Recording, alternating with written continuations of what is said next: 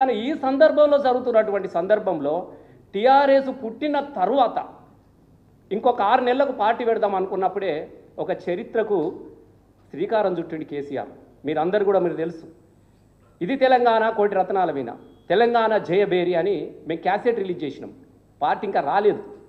మేము ఇక్కడ నందినగర్లో కూర్చున్నాం. మేము అంటే చాలామందికి ఏమనుకుంటారంటే, చాలామంది మేమే రాస్తున్నాం చరిత్రలు, పాటలు మేమే రాస్తున్నాం, మాటలు మేమే రాస్తున్నాం చాలామంది అనుకున్నారు. కానీ పెద్ద రచయిత సాహిత్యకారుడు కేసీఆర్. నేను మీకు ఇది నేను గుర్తు చేస్తాను. అంటే నేను ప్రత్యక్షంగా చూసినాను కాబట్టి ఇది ఎట్లా గుర్తు చేస్తున్నా అంటే నాకు తెలియలేదు. అప్పటికి మేము పాటలు రాస్తూ ఉంటే అప్పటికి ఇది తెలంగాణ కోటి రత్నాల వీణ, గుండె రగిలి కథనకు రాగమాలాపించి పొలికేక పెట్టినది ఇది రుద్రవీణ. పాట మంచిగా పోయింది. చరణం కాడికి వచ్చినాం. తెలంగాణ చరిత్ర చెప్పాలి కదా ఇంట్లో కూడా అనుకున్న తర్వాత సుద్దాల అశోక్ అన్న రాస్తా ఉన్నాడు, నేను అశోక్ అన్న కూర్చున్నాం. రాత్రంతా కూర్చున్నాం. జయశంకర్ సార్ ఉన్నాడు, మన యాదిరెడ్డి సార్ ఉన్నాడు, కళ్ళం యాదిరెడ్డి సార్ ఉన్నారు, ఇంకొక 5-6 మాసం సార్లు కూర్చున్నాం. 12 అయింది, 1 అయింది.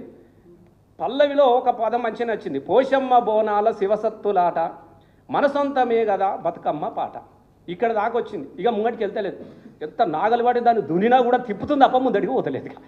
ఇంకా గట్టిగా చెప్తే అప్పుడప్పుడు పంట సుడిగా లేవదు, తోక కొరికినా కూడా లేవదు ఎంత వాళ్ళకి.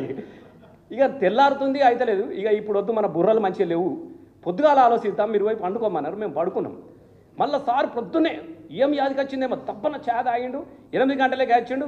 7:30 పోరగాలంటే కిందనే వంటాం. అప్పుడు మేము కిందనే వండుంటే లేవురా అంటే లేచినాం. అప్పుడు అశోక్ అన్న వచ్చిన తర్వాత టక్కన యాదికి వచ్చినాక ఎంత గొప్ప చెప్పిండంటే, ఏమో యాదికి మనం రాత్రి ఎన్నో మర్చిపోయినాం అన్నాడు. పోషమ్మ బోనాలు శివసత్తులాట మనసొంతమే కదా బతుకమ్మ పాట, ఇంకేం ఉండాలన్నాడు. అప్పుడు అన్నాడంటే, ఖండాలు దాట మన జానపద గీతం, అందాల తెలంగాణ కావాలి రాష్ట్రం. ఇగో ఇది నా మైండ్ బ్లాక్ అయిపోయింది. అశోక్ అన్న కింద వాడు కొట్టుకున్నాడు దెబ్బకు.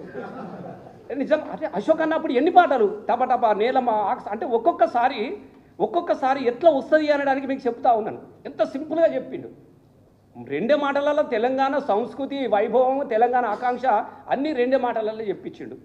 వాస్తవంగా సారే గనక రాస్తే ఇవాళ ఎన్ని చరిత్ర పుస్తకాలు, ఇలా భూమికి బరువైనటువంటి వడ్లు వండినటువంటి తెలంగాణలో భూమికి బరువైన పుస్తకాలు నిలబడు కావచ్చు సార్ కనుక రాయడం మొదలు పెడతా ఉంటే.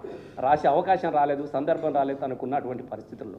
అంటే నేను ఎంట్రుగా దీన్ని చూసిన తర్వాత అనేక పుస్తకాలు వచ్చినాయి. కొంతమంది ఒప్పుకోరు. ఇప్పుడు కూడా మనం చూస్తున్నాం కదా, ఎవరు ఏమన్నా కూడా కేసీఆర్ది తెలంగాణలో పుట్టుడు చరిత్ర, ఇవాళ ఉన్నది వాని పెట్టుడు చరిత్ర, వాని ఇప్పుడు ఇవాళ నడుస్తున్నది పెట్టుడు చరిత్ర, మార్కెట్ చరిత్ర నడుస్తూ ఉన్నది. చరిత్ర లేనోడు చరిత్ర గురించి మాట్లాడుతూ ఉంటారు. నేను దయచేసి మా పాత్రికేయ మిత్రులు కూడా నేను చెప్తా ఉన్నా, నేను అసందర్భమైనటువంటి మాటలు వచ్చినప్పుడు దయచేసి మీరు కూడా ఆలోచించాల్సిన అవసరం. మీరంతా వేరు కాదు.